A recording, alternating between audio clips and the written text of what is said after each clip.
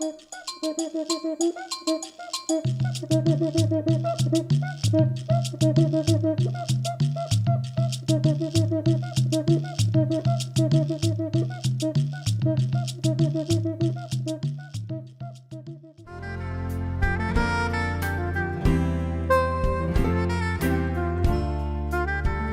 a zookeeper is always interesting. There's never any such thing as a typical day, but we do have a routine that we like to stick to mostly to get us throughout the day. Starting out our day, we usually come out and we check on all our birds and all the exhibits to make sure that everyone made it through the night okay and that no bird appears ill, or also we check our exhibits thoroughly to make sure that there's no gaps in the wire or any chance that predators have gotten in overnight. So a typical day will start out in our Brazos aviary. We usually go there first and we'll put out all the food in different areas so all the animals have a chance to get to a different feeding spot and there's no overcrowding or any competition for food.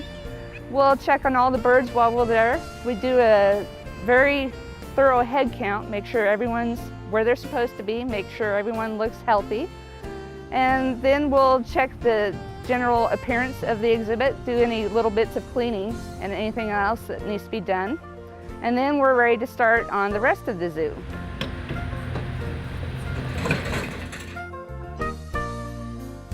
We'll start at the herp aviary up by the snake house, the herpetarium, and we'll check all the animals in there.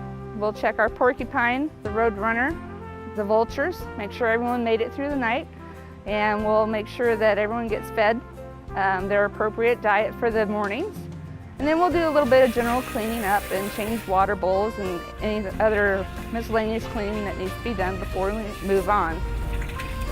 One of our tricks of the trade is we like to get our more shy members of our community to come out every day just to make sure that they're in good health and are feeling well. Cuervo, our porcupine, is often not seen on exhibit, but every morning we like to entice him to come out to say good morning with a peanut. That's his favorite treat. And that way, by having him come out to greet us every morning, we can check on his health and make sure that he's doing well in his home. Once we get over to the African aviary, we place the different diets out for the various birds, and then we'll change out the water bowls and clean the night house as needed. We always scrub with a disinfectant, make sure we have all feces and any bits of food that are left over cleaned up, so by the time they're ready to come back inside at the end of the day, they've got a nice, clean, dry place to come into. Over at flamingos, the big one is all these birds are put inside at night to sleep in safe night quarters. So before we let them out in the morning, we do a thorough check of the exhibit. We go along all the fence lines, make sure that no raccoons or possums have crawled in overnight. We'll check the drains, check the trees above for any predators that might be waiting. And then once we're sure that the area is clear, we'll open the door to the night house and let the flamingos and everybody else out for the day.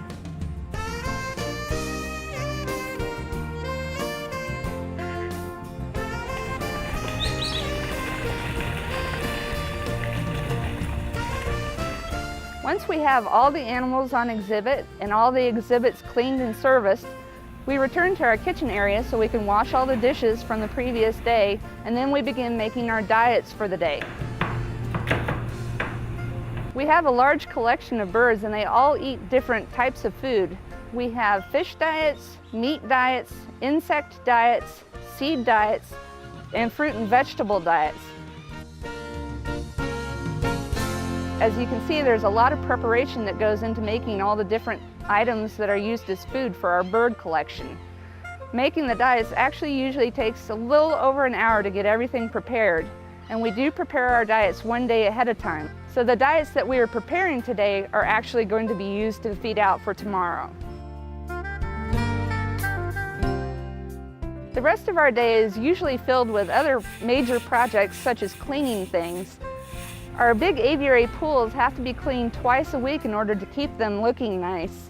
In the summertime, this is a harder project to keep up with because with the bright sunshine, we tend to grow algae a little faster. Also, when we have big rainstorms, that helps wash a lot of sand into our pools. We have some serious erosion problems here that we're still working on, and as you can tell, it tends to wash a lot of sand down into the pools. The sand can't go down the drains because we don't want to clog them, so it has to be very laboriously scooped out by hand and cleaned up very tidily before we can fill the pools back up with fresh water.